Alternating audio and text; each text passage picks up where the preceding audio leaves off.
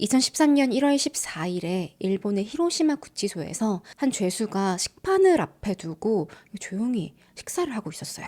근데 갑자기 이 콕하는 소리와 함께 옆에 있던 교도관들이 막 뭐야 쟤 또 왜 기침하는 거야. 들여다 보니까 이 죄수 얼굴이 시뻘개져가지고 막 주먹을 쥐고 막 가슴에 막 두드리고 있어. 교대관들은 얼른 문 열고 들어가서 입 안에 있는 막 음식물 다 튀어나오고 빼내려고 하는데 이 사람 얼굴이 보랏빛으로 변해 있어요. 야, 빨리 구급차 불러. 죄수의 눈동자는 서서히 흰자로 바뀌면서 얼굴은 창백해진 채로 컥 하면서 의식을 잃었습니다. 얼마 뒤에 병원으로 이송됐어요. 도착한 지 2시간 반 만에 사망했어요. 사망한 죄수는 우에타 미유키, 49의 여성입니다. 사형수예요. 공교롭게도 불과 4일 전에요. 똑같이 밥 먹다가 쓰러져가지고 병원으로 왔는데 이때는 별 이상이 없었어요. 의사가 그냥 아유 좀 천천히 드세요. 뭐가 급하다고 그렇게 먹어? 그러다 나흘 뒤에 똑같이 목에 걸려가지고 죽은 거예요. 이 소식이 보도되자 사람들은 사형수가 죽은 일이니까 뭐야 밥 먹다가 죽은 게 말이 되나? 목매고 뭐 사회자한 거 아니야? 다른 죄수랑 싸운 거 아니야? 이런 추측이 있었지만 결론은 단순 질식으로 인한 사망 사고다라고 판명이 납니다. 사형수 우에타 미유키는요, 이제 일본에서는 모르는 사람이 없을 정도로 정말 유명한 살인마예요. 살해된 피해자는 추정컨대 6명이고요. 공식적으로 처벌받은 건 2명이에요. 또 살인 외에도 온갖 사기, 절도, 또 사람을 거의 죽음으로 내몰았던 여자예요. 피해자들의 공통점이 있어요. 모두 다 남성이다. 그리고 모두 미유키를 너무너무 사랑했어요. 누구는 미유키를 위해서 가정을 버렸고, 누구는 전 재산을 다 내주고 빚까지 내고, 이 남성들이요 하나같이 그러니까 모두 다 내 간이고 쓸개고 다 내줄 수 있다 호언장담하던 사람들이었는데 이 사랑의 끝은 죽음이었습니다.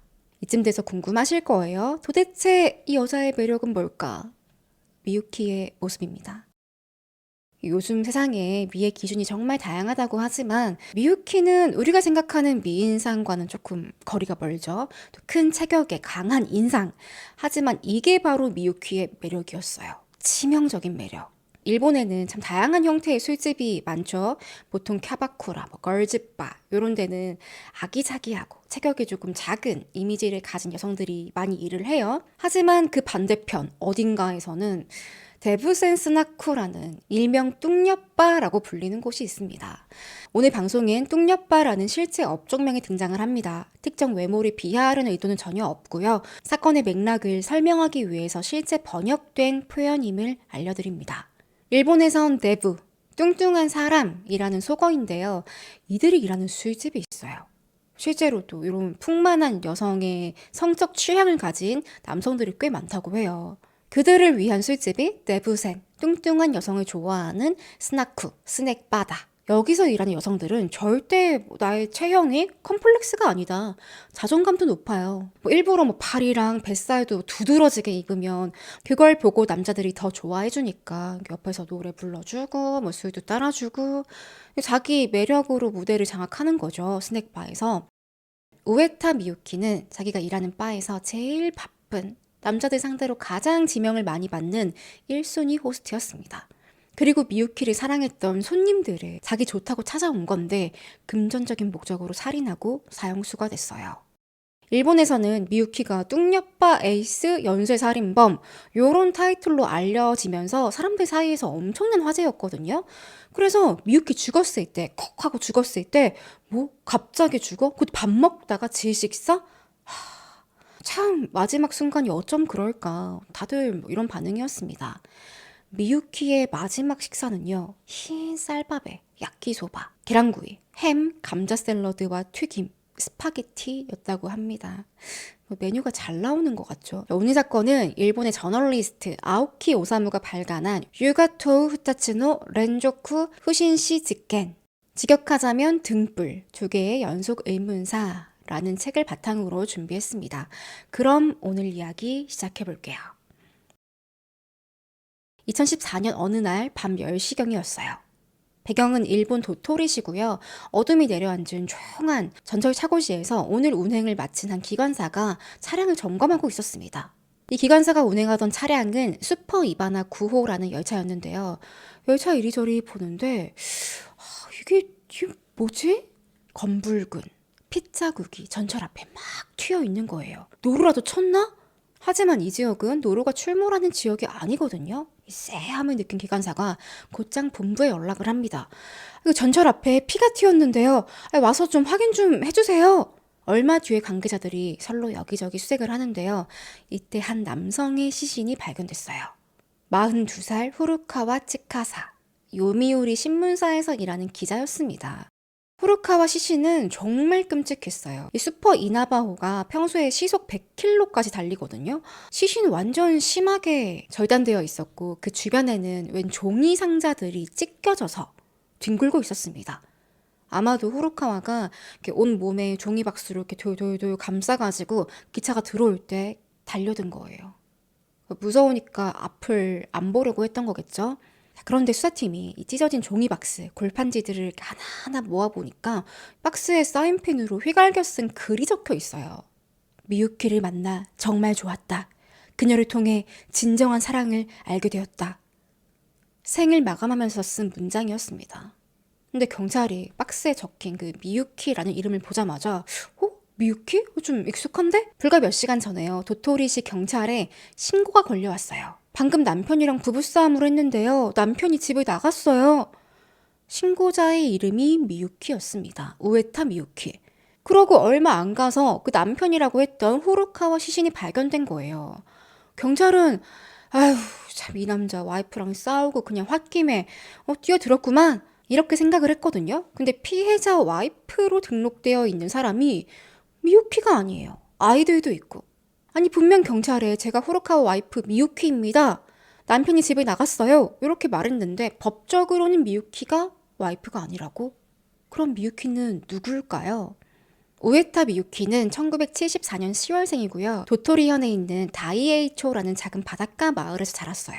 부모님이랑 오빠랑 네 식구가 평범한 듯 조금은 시끄러운 생활을 했는데요.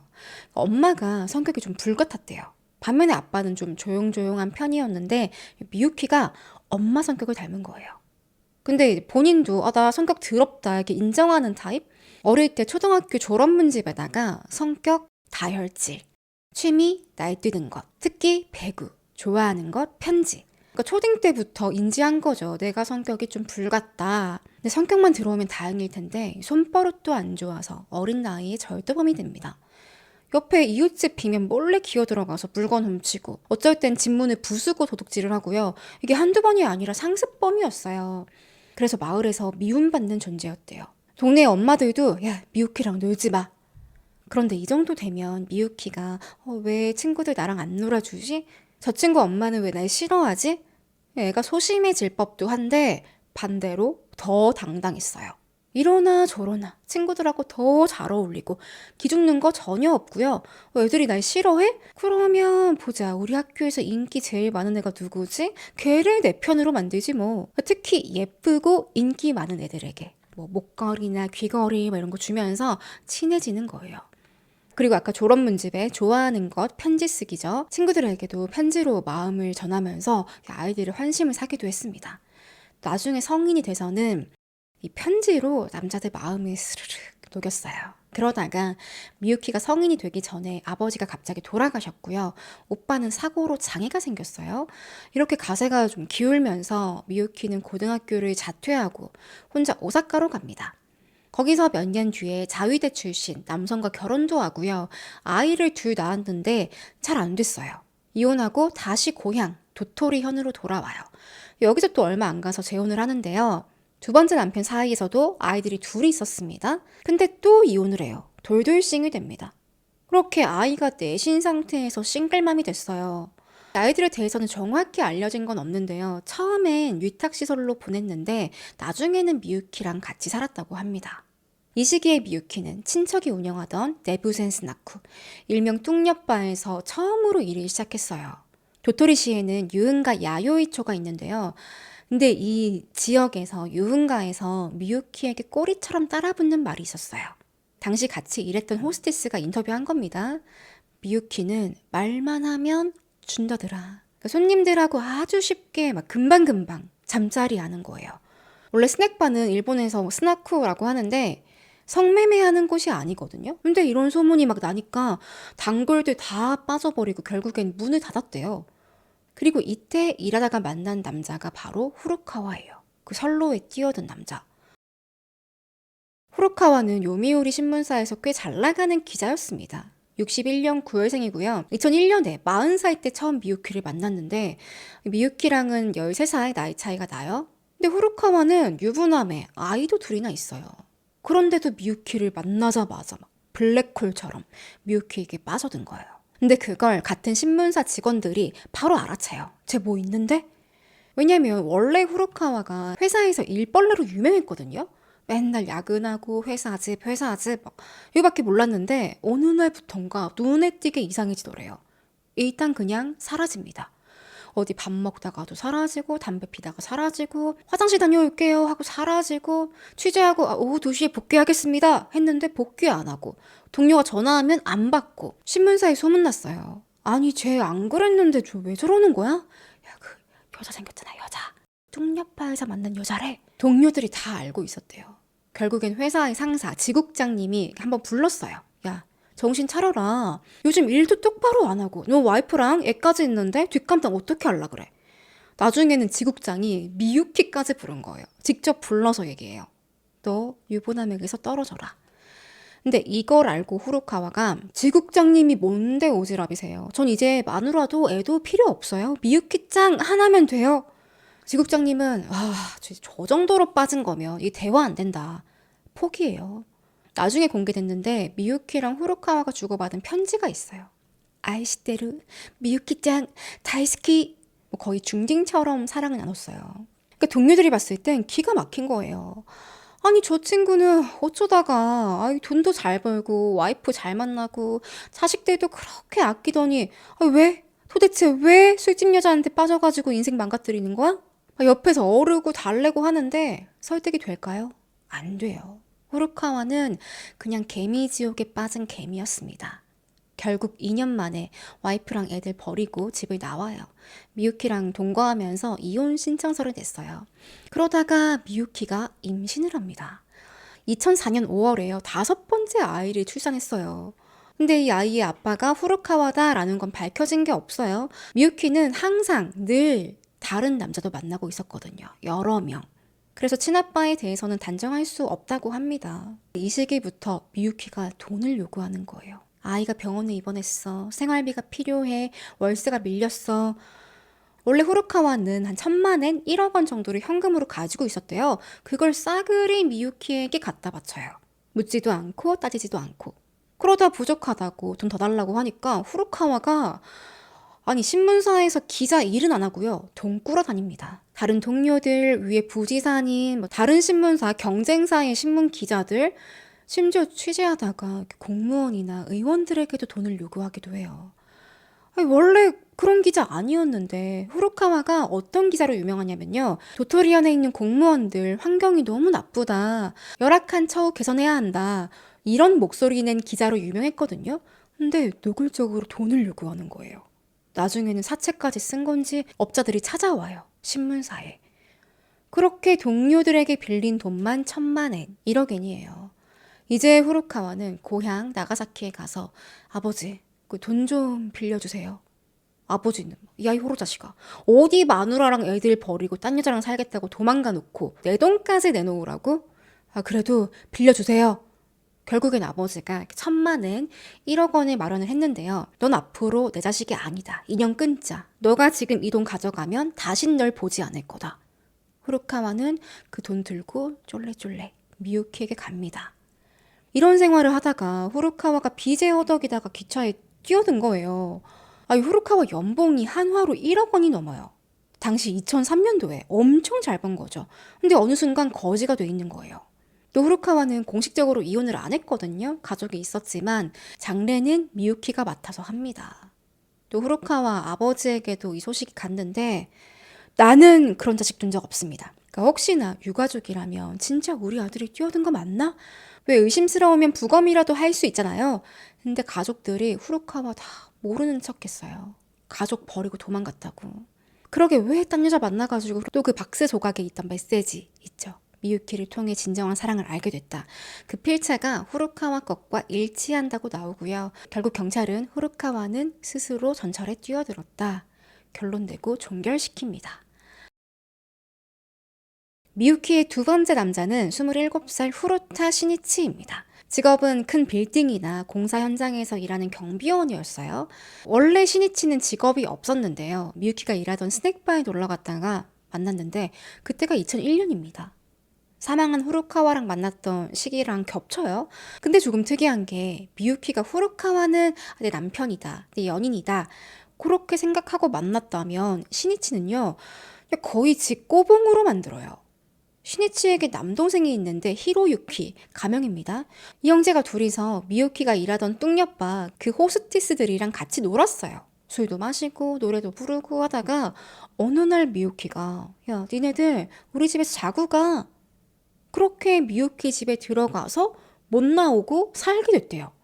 좀 이상하지만 당시 형제가 자기 집에 못 갈 사정이 있었다고 합니다. 직업도 없고 돈도 없고. 그러니까 미유키가요. 니네 우리 집에 살면서 내 아이들 좀 돌봐줘. 이렇게 된 건데 좀 이해가 안 가는 일들이 벌어집니다. 이 형제가 이때부터 이 골방에서 밥하고 청소하고 빨래하고 아이들도 돌보는데 근데 또 미유키랑 섹슈얼한 사이는 아니었다고 해요. 왜냐면 앞서 사망한 후루카와가 이 집에 자주 들락날락했대요. 그러면 후루카와가 자기 여자친구 미유키 집에 놀러 가면 형제 둘이서 20대거든요. 다 큰 남자 둘이서 청소하고 빨래하고 그 집 안에 있다고? 그 집도 되게 작은데? 또 후루카와 말고도 이 집에 다른 남자들도 자주 번갈아 드나들었다고 합니다. 그럼 미유키가 어디 갈 데 없는 형제들, 동생들 좀 불러서 걷어주고 있는 건가? 이렇게 생각할 수도 있지만 문제는 어느 순간부터 미유키가 돈을 요구해요. 그것도 형제 중에서 형 시니치에게만. 야, 네 동생은 청소도 열심히 하고 손도 빠르고 근데 너는 왜 놀아? 너는 내 집에서 얹혀 사는 값을 내도록 해. 아니 미유키가 살던 집이 무슨 고급 맨션도 아니고 정당하게 방 한 칸 내가 세를 줄게 뭐 이런 것도 아니에요. 집이요 진짜 너무 더럽고 정신없고 어디 저 유튜브 이런 데 청소의 신 이런 데 나올 법한 상태거든요. 여기 무슨 월세를 내. 야, 그러면 신이치가 뭐 감금돼 있는 것도 아니고 돈 내기 싫으면 집을 나가면 돼요. 어차피 남의 집인데 근데 안 나가요. 이 집에 살면서 미유키한테 통제당하고 가스라이팅 당하고 얘도 개미지옥에 빠진 상태예요. 왜 우리나라에도 젊은 친구를 뭐 감금해서 다 같이 학대하고 먹을 거 안 주고 그런 일이 있었잖아요. 비슷합니다. 근데 시니치가 돈이 없어가지고 못 주니까 차용증을 쓰게 해요. 아니 시니치는 미유키한테 돈 한 푼 받은 적 없고요. 그냥 집에 머물렀다. 그게 다거든요. 심지어 노동력 착취당했는데 그런데도 썼어요. 저 시니치는 우에타 미유키 씨에게 얹혀 산 명목으로 46만엔 빚을 졌습니다. 상환일에 대해서는 매달 25일 5만엔씩 갚겠습니다. 400만 원 정도 빌렸다고 썼어요. 이래가지고 갚겠다고. 뿐만 아니라 물리적인 학대도 당해요. 나중에 동생은 이 집에서 나가요. 그러니까 시니치에 대한 학대가 더 심해지는 거예요. 미유키가 갑자기 승질내면서 프라이팬으로 시니치 머리를 빵 때리고요. 뜨거운 물을 붓기도 하고 밧줄로 묶어놓을 때도 있어요. 심지어 아이들 시켜가지고 니네들 아저씨 잘 감시해? 알았어? 미유키가 밤에 돌아오면 아이들이 엄마 오늘 시니치가 양말을 안 빨았어. 그럼 또 두들겨 맞고 당시 시니치는 정신적으로 미유키에게 지배당했다라고 보고 있습니다. 또 돈. 나중에 시니치가 경비원으로 일해요. 그럼 월급 받는 족족 미유키에게 갖다 바치는 거예요. 근데 그것도 부족해서 시니치가 엄마한테 돈 빌리러 왔대요. 엄마는 야, 아들 몰골이 말이 아니니까. 너 왜 이래? 너 누가 이랬어? 시니치는 아니야. 너 괜찮아. 막 울면서 말을 못하는 거예요. 아니 너 왜 그러고 살아? 너 그 집으로 돌아가지 마. 안 돼. 나 다시 가야 돼. 차용증까지 썼어. 그러는 동안에도 미유키는 계속 전화해서 돈 어딨어? 돈 내놔! 이 어머니가요 나중에 기자랑 인터뷰를 하는데 분노에 차가지고 내가 너무 가난하고 능력이 없어가지고 그래서 아들을 방치했다. 그래도 어머니가 경찰서에 찾아가서 물어봤어요. 신이치는 신고할 생각이 없어 보이니까 내 아들이 이런 일을 당하고 있다. 이건 신고죠. 거의 신고한 건데 경찰이 그건 성인들 간의 문제라서 우리가 나설 수 없습니다. 신이치는 2007년 8월 18일에 해변에서 익사했어요. 현장에는 미유키가 있었다.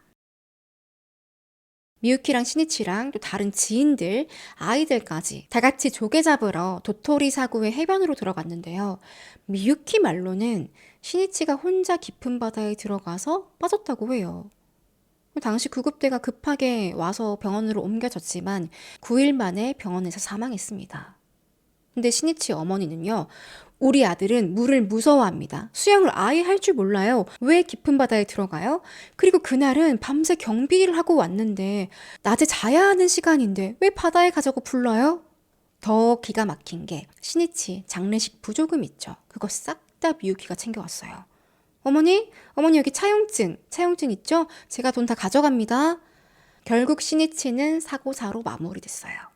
당시 경찰은요, 수사를 아예 안 한 건 아니에요. 도토리시 경찰에서 미유키를 찾아갔어요.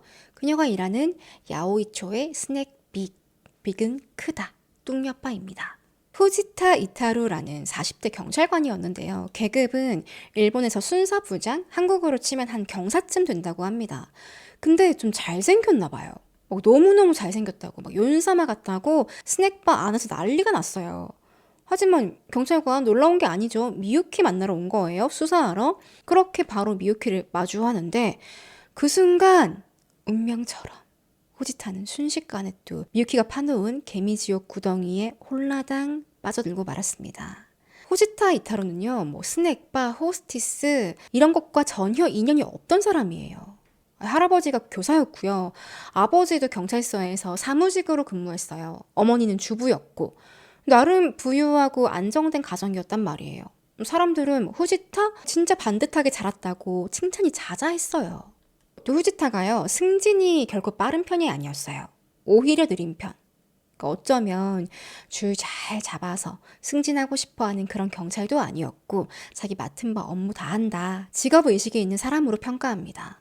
와이프도 있고 아이가 셋이나 있었어요.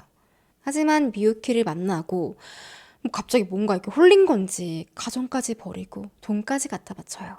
500만엔, 한 5천만 원 좀 안 됩니다. 호지타도 앞서 신문사 다니던 후루카와랑 증상이 비슷해요. 그냥 어느 순간에 얼빠져가지고 제대로 일도 안 하고 돈을 그렇게 빌리러 다녔대요.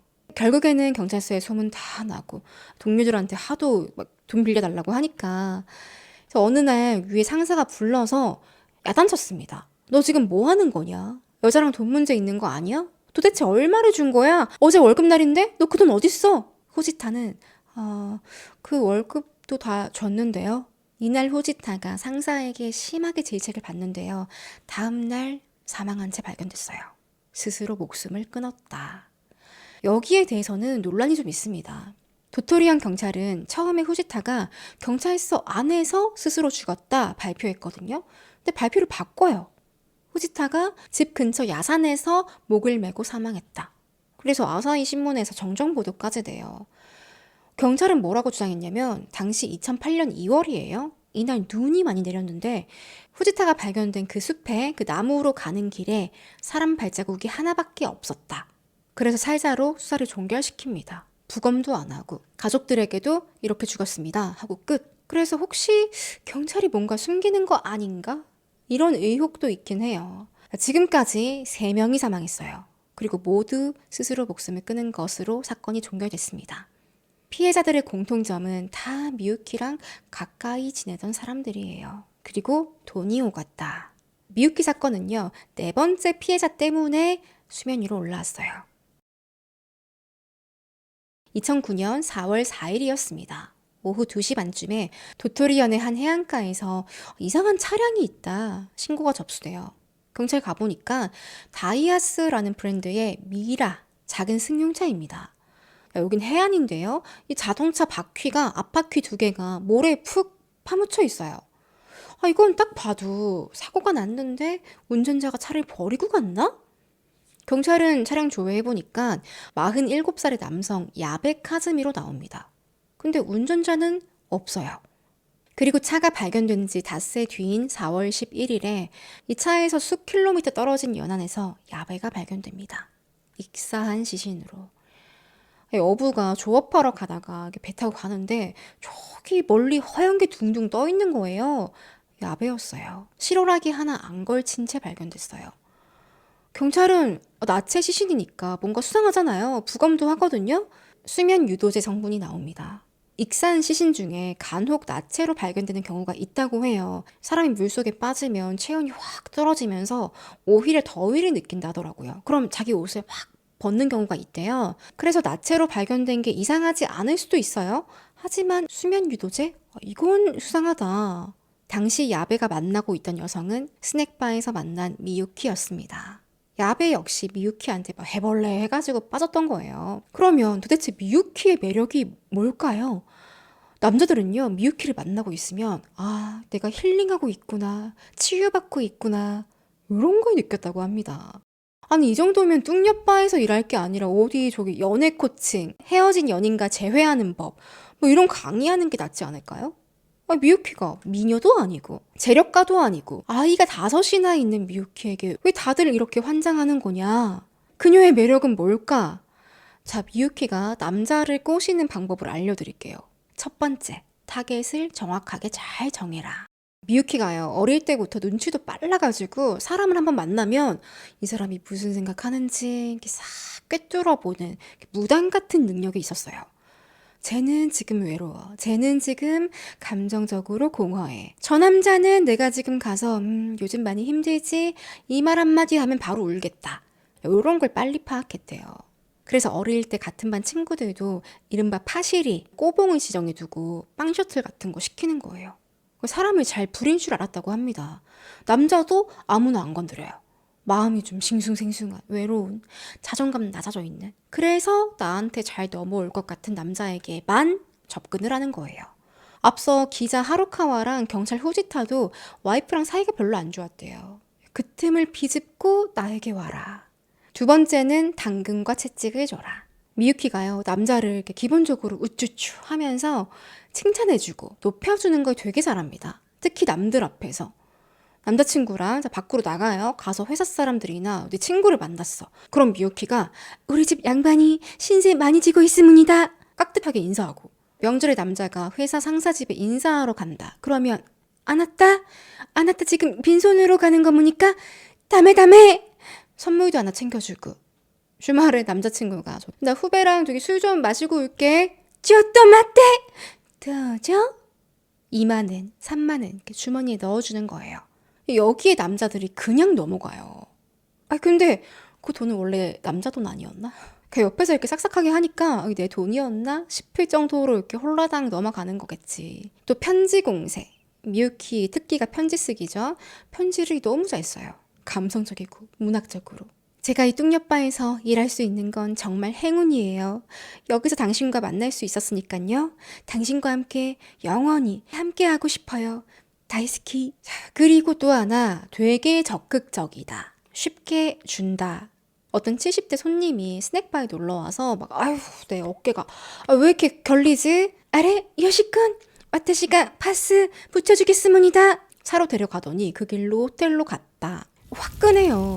그러다가 한 번씩은 또 불같이 화내는 거예요. 원래 다혈질이니까.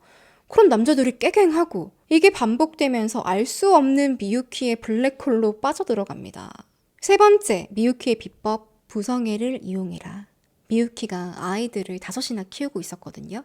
그 집에 미유키는 항상 남자를 데려갔어요.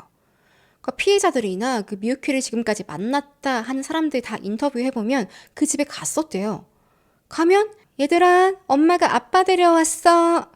아이들한테 이 아저씨 아빠라고 부르라고. 애들이 무슨 말까지 하냐면 아빠는 엄마랑 왜 결혼 안 해? 결혼해. 여기 남자들이 연민을 느꼈다고 합니다. 애들 참 불쌍하다. 그러니까 집도요 완전 쓰레기장, 곰팡이 피는 그런 집에 애들 방치하거든요. 요리는 아예 할 수 없는 집이고 애들이 5인데 하루 동안 먹는 게 뭐냐면 편의점 삼각김밥 20개. 그러니까 이것도 의문이긴 한데요. 미유키가 돈을 엄청 뜯었어요, 남자들에게서. 근데 사치하는 것도 아니고 그냥 이렇게 살았대요. 그래서 미유키 돈을 어디다가 쓴 거냐. 추정을 해보면 유흥에 즐겼다든지 어디 호빠에 갔다든지 아니면 예전부터 남자들에게 돈을 빌렸는데 누구는 돈 달라 소송한다 강하게 나오니까 그 돈 갚으려고 또 다른 남자한테 빌린 거 아니냐. 그러니까 이게 연속적으로 반복되다 보니까 깡처럼 된 거죠. 아무튼 집이 이꼬라지니까 남자한테 아휴 지금 50만 원만 있으면 우리 사랑의 보금자리로 이사가서 영원히 함께 살 수 있을 텐데. 그러면 이렇게 말하는 분들도 계실 거예요. 아니 남자가 여자를 좋아해서 돈을 그냥 준 거 아니야? 40대 다 큰 남자가 지 돈 지가 줘놓고 피해자라고 하는 게 말이 돼? 문제는 미유키가 사기도 쳤다는 겁니다. 임신했다. 쌍둥이를 가졌다. 낙태해야 하는데 병원비가 필요하다. 출산 준비 미리 해야 한다. 양육비를 달라. 뒤에 말씀드릴 거지만요. 모두 법정에서 미유키가 거짓말한 거라고 밝혀졌어요. 임신한 적도 없어요. 미유키가요. 만난 남자들이 한두 명이 아니에요. 이걸 겪은 남성들이 20대에서 한 70대까지 상대가 수십 명입니다. 짧게는 몇 주 만나고 길게는 4년 넘게 만난 남자도 있었고 물론 이 중에는 내가 정말 순수하게 내가 좋아하는 여자니까 줬다 이런 사람도 있겠죠. 그런 사람들은 지금 띡소리 안 하고 어딘가 살고 있겠죠. 하지만 아닌 사람이 더 많았다는 거예요. 또 차용증까지 받고서 돈을 빌려준 남자도 있었습니다. 앞서 해변에서 익사로 발견된 야베 카즈키인데요. 미유키는 야베에게도 마찬가지. 난 혼자서 스낵바에서 이런 일 하고 있고 아이들 5이나 키우고 있어. 아이가 아파도 병원에 못 가. 여기 연민이 느낀 아베가 미유키에게 270만 엔, 2,500만 원 상당을 빌려줘요. 차용증까지 받았대요. 근데 야베는요, 내가 미유키의 남자친구다. 그러니까 아이들도 내가 케어해야 한다. 이런 생각을 했거든요. 근데 미유키는 동시에 만나는 남자가 항상 여럿이야. 야베가 이걸 알게 되면서 야, 너 남자들 그만 만나. 계속 만날 거면 우리 관계 정리하고 내가 빌려준 돈 그거 돌려줘. 알았어. 내가 그만둘 거야. 좀 기다려. 시간을 달라고 했는데 어느 날요. 야베 집에 미유키가 놀러와서 둘이 맥주를 마셨어요. 야베는 잠들었어, 일찍. 근데 갑자기 야베가 덮고 있던 이불에 불이 확 붙은 거예요. 야베는 막 연기 잔뜩 들이마시고 기절하기 직전에 병원에 실려갔는데요. 다행히 회복을 빨리 해요. 집으로 돌아왔는데 어이씨, 내 차용증 어디 갔어? 미유키에게 빌려준 270만 엔 차용증이 사라졌어요. 이거 누가 가져갔을까? 야베 집에는 미유키밖에 없었는데 결국 야베가 미유키 너가 내 차용증 가져갔지? 그거 어딨어? 빨리 돈 갚아! 우리 사이도 이제 끝이야. 이게 미유키와 한 마지막 대화였고요. 얼마 뒤에 야베는 알몸으로 익사한 채 발견됐습니다. 그의 몸에서 수면 유도제가 검출됐어요. 경찰은 자연스럽게 미유키부터 수사를 하는데요. 야베의 차량이 발견된 날이 2009년 4월 4일이었거든요. 이날 미유키랑 야베랑 둘이 통화한 기록이 있어요. 또 차량이 발견된 지점으로 들어가는 9번 국도에 있는 편의점 CCTV에서 미유키가 포착됩니다. 뿐만 아니라 야베 자동차 운전석의 벨트 부근에서 미유키의 DNA가 나왔어요. 의심스럽죠. 살해 동기까지 있는데. 근데 이런 것들이 또 결정적인 증거가 아니니까 정황 증거지. 또 가장 의문스러운 게 만약에 미유키가 야베를 살해해서 해변에 버렸다면 이거 혼자 할 수 있을까? 차가 버려진 지점에서 해변까지는 한 50m쯤 걸어가야 돼요. 근데 가는 길이 평지냐? 아니에요. 모래에 모래들이 막 움푹움푹 패여 있고 그 단차가 한 50cm가 넘는다고 합니다. 아무리 미유키가 등치가 좋아도 혼자서 성인 남자를 옮길 수 있을까? 또 범행 시각이요. 오전 9시에서 10시 사이로 추정됐거든요. 이 해변은 사람이 별로 없긴 한데 그래도 대낮이고 좌우로 이렇게 탁 트여 있고 저 멀리 훤히 내다 보이는데 여성이 남성을 그것도 나체의 남성을 혼자서 남들 시선 피해 가면서 막 끌고 가는 게 이게 가능할까 의문이 드는 거죠. 그럼 미유키가 범인이 아닐까요? 혹시 공범이 있을까요? 도토리현 경찰은 이제 미유키 옆에서 딱 붙어가지고 247 밀착 감시합니다. 하지만 5번째 사건이 벌어지고 말았어요. 도토리 시내 동북쪽에는 마니야마라는 산이 있어요. 높이가 357m밖에 안 돼서 언덕에 더 가깝습니다. 이곳에는 나미가와라는 좁은 강이 흐르고 있는데요. 강폭이 한 2m에서 3m쯤밖에 안 돼요. 우리나라로 치면 개울이에요, 개울. 물이 졸졸졸졸 흐르고 있어요. 2009년 10월 7일에 야베 시신 발견된 지 얼마 안 돼서 남성의 시신이 발견됩니다. 57세의 마루야마 히데키. 근처에 있는 도로에서 마루야마의 닛산 마치 승용차도 발견됐어요. 그는요, 도토리 시내에서 작은 전자제품 가게를 운영하는 사장이었습니다. 부검 결과 익사였어요. 근데 뭐야? 또다시 수면 유도제 성분이 검출됐어요. 게다가 몸싸움을 한 흔적도 발견됐습니다. 이게 단순한 익사일까요? 또 이 개울은 수심이 한 20cm밖에 안 돼요. 사람이 빠져 죽는 그런 강이 아니에요. 그래서 마루야마 가족들이 강력하게 항의했어요. 익사 아니라고.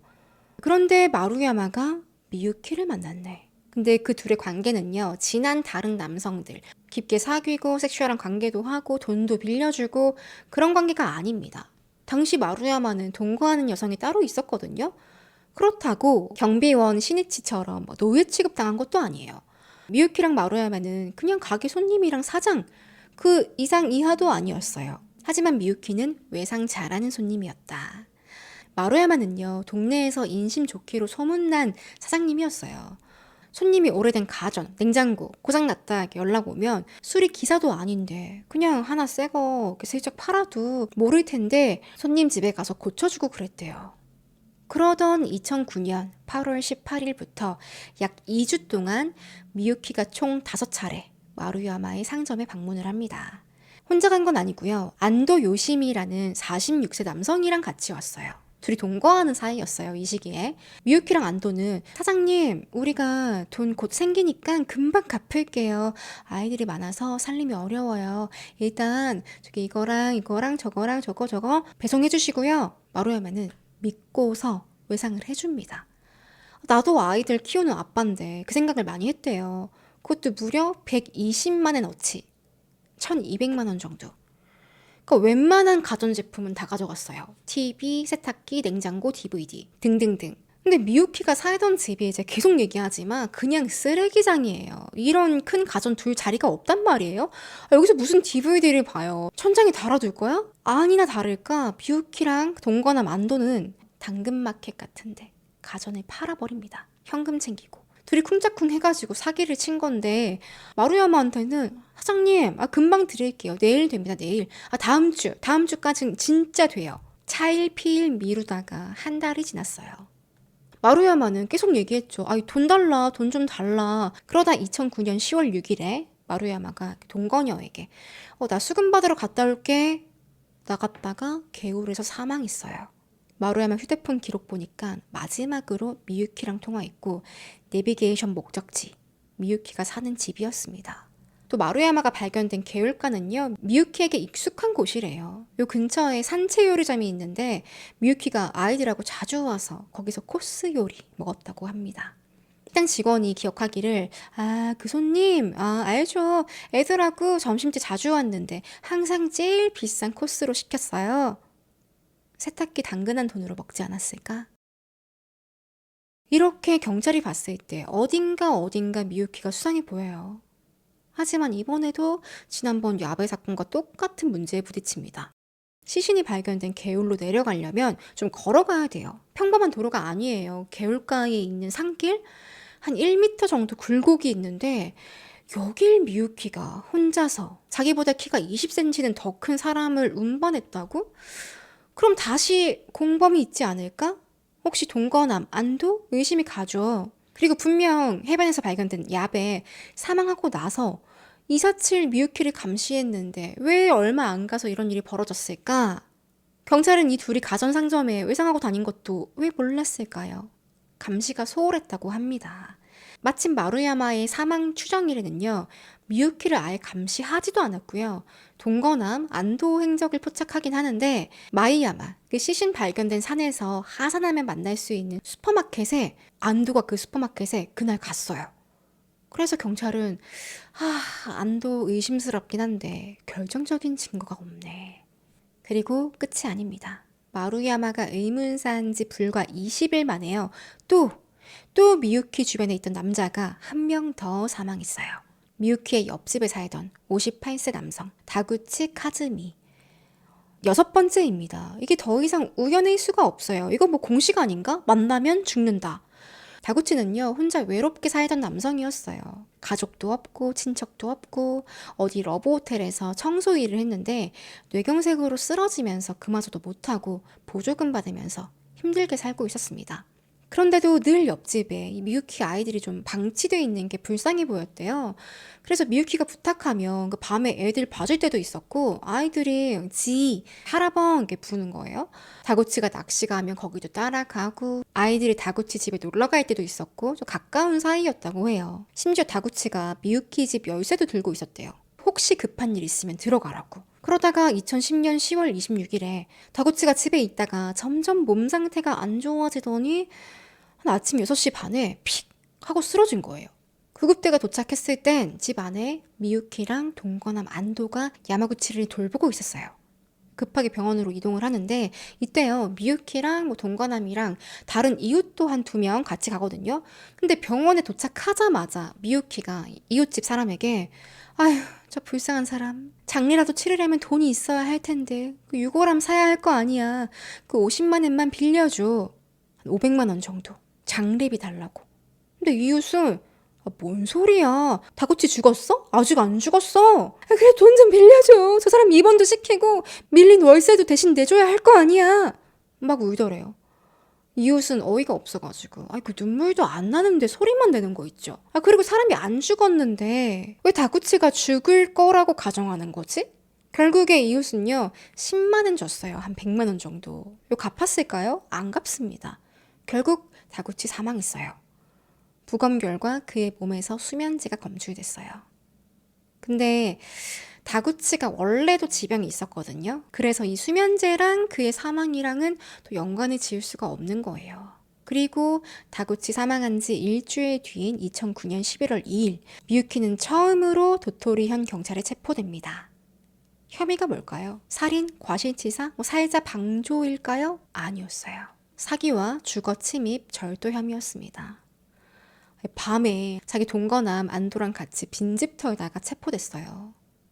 요런 혐의로 총 5차례 체포됐다가 풀려났다가 체포됐다가 풀려났다가 반복하는데요. 계속 경찰은 살인사건으로 수사를 하고 있었어요. 그러다 처음 체포된 지 4개월 만에 2010년 3월 3일에 미유키는 가전상점 사장님 있죠? 마루야마의 살인으로 체포가 됩니다. 또 한 달 뒤에는 추가로 4번째 사망자 나체로 해변에서 익사한 야베 카즈미 살인으로도 추가 기소돼요. 그리고 동거남 있죠, 안도. 안도는 살인은 아니고 사기로만 기소됐어요.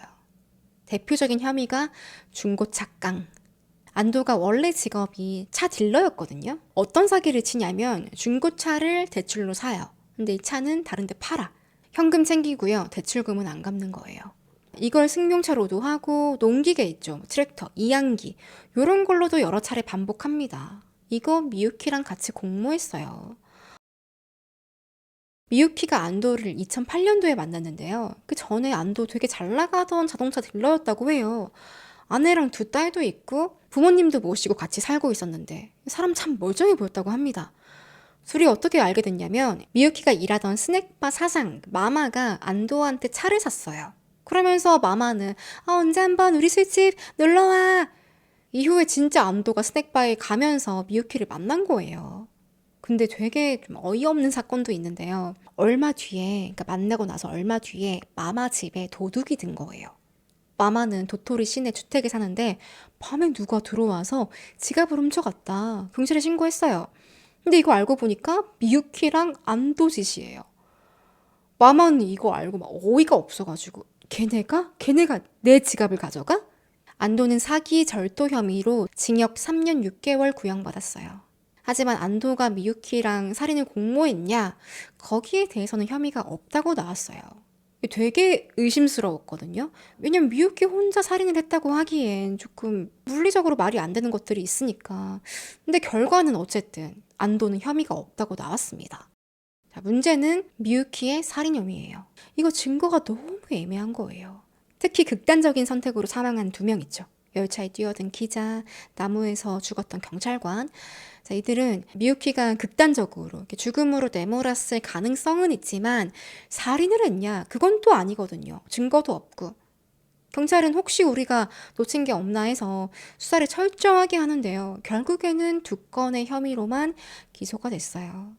2009년 9월에 거의 3년 만에 미유키 재판이 시작됩니다. 검찰은요, 4번째 의문사 야베 카즈미, 5번째 의문사 마루야마 히데키, 요 2명에 대한 살인으로 사형을 구형했어요. 증거는 수면제인데요.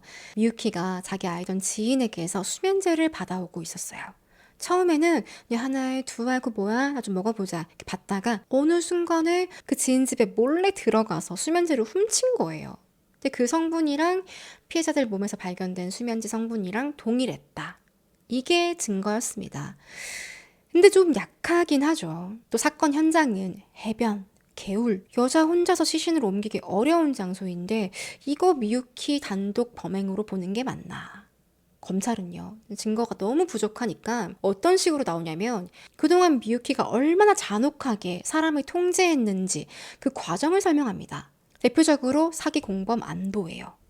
안도는 앞서 피해자 2명이 사망했던 그 시기보다 훨씬 이전부터 체포되기 직전까지 미유키랑 살고 있었거든요. 근데 안도는 내가 미유키에게 통제당했습니다. 사기도 미유키의 제안으로 같이 하게 된 겁니다. 이렇게 주장을 합니다. 이건 검찰의 주장이에요. 안도는요, 가정을 버렸고 또 사기꾼이기 때문에 이 사람이 잘한 건 없습니다. 그렇지만 미유키에게 당한 것도 있긴 해요. 안도는 다른 남자들과 마찬가지. 이 미유키 블랙홀에 들어간 남자 중 하나예요.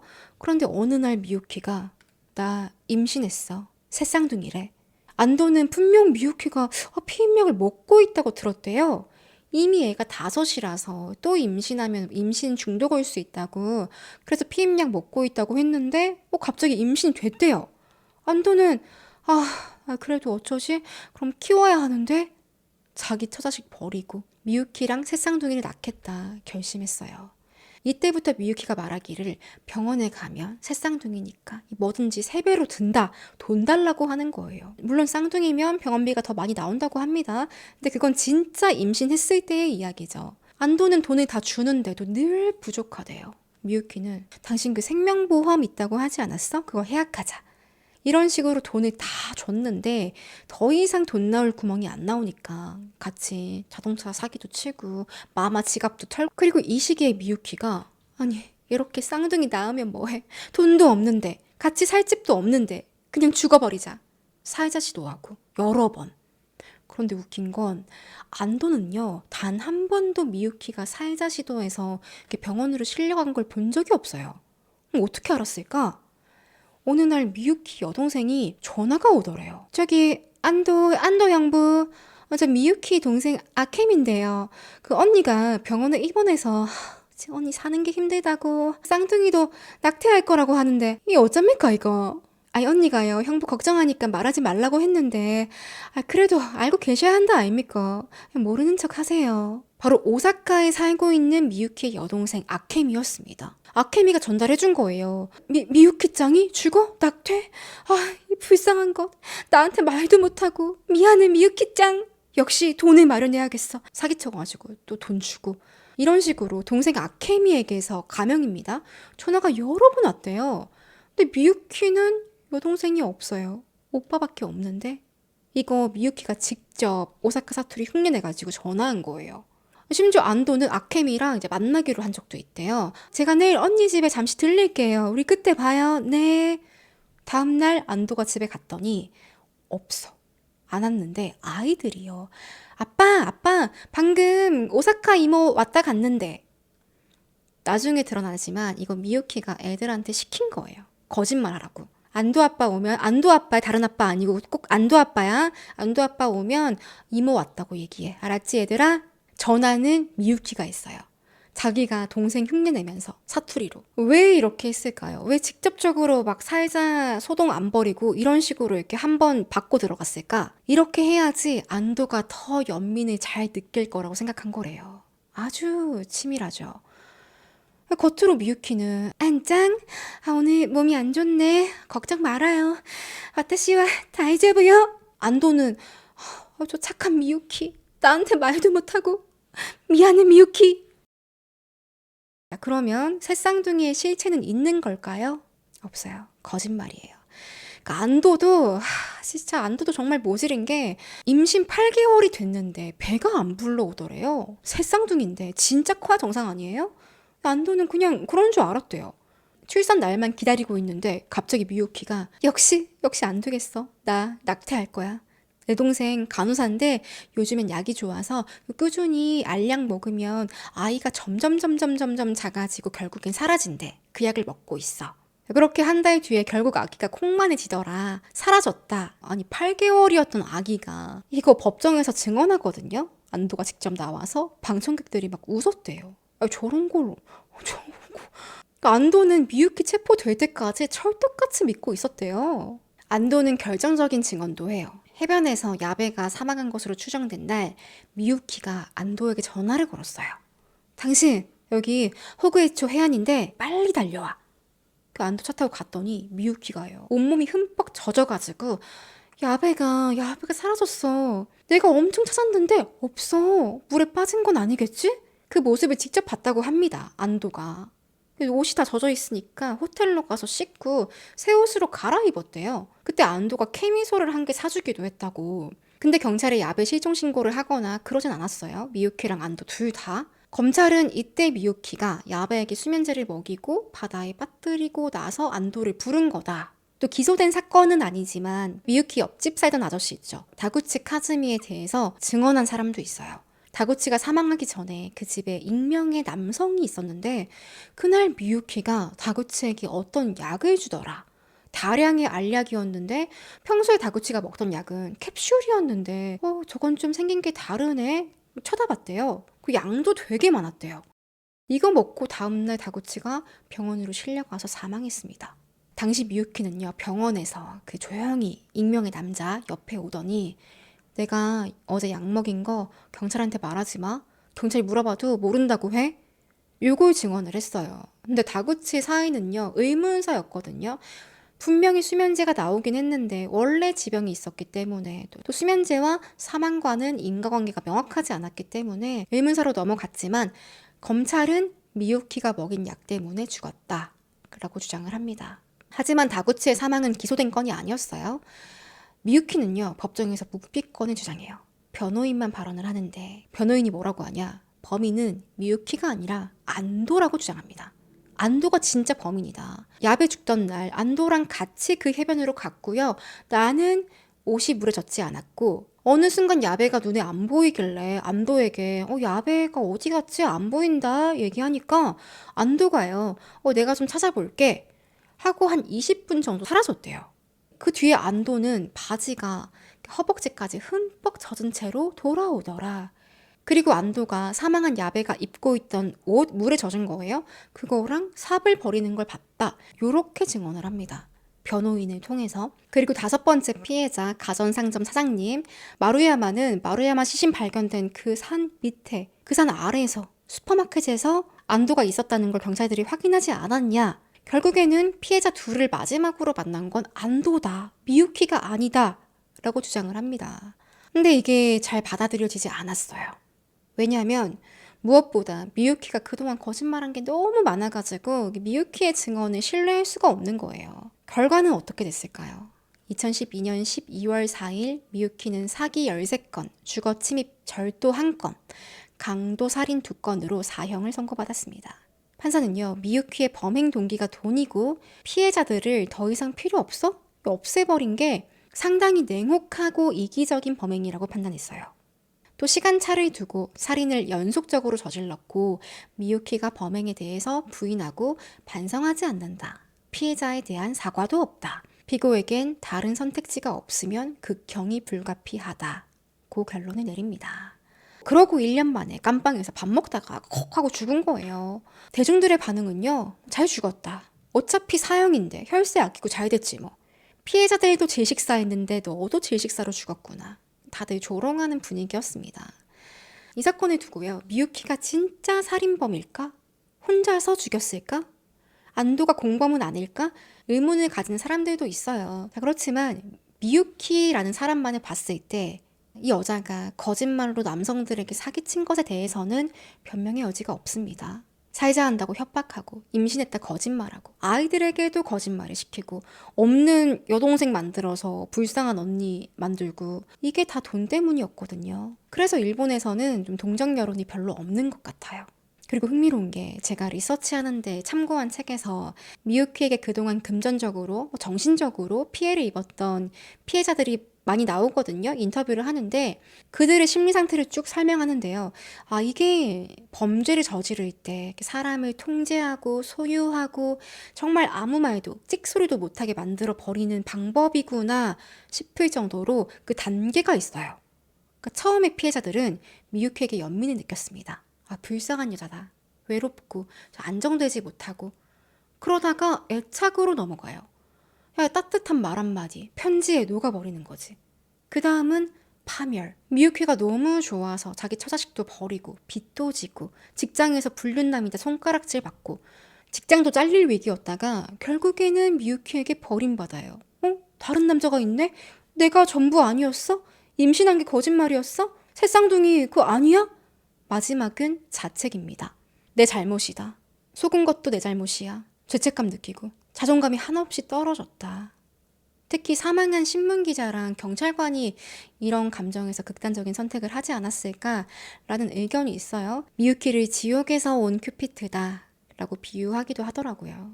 오늘 사건은 여기까지고요. 오늘도 긴 영상 끝까지 시청해주신 분들 너무너무 감사드립니다. 저는 다음 시간에 뵐게요.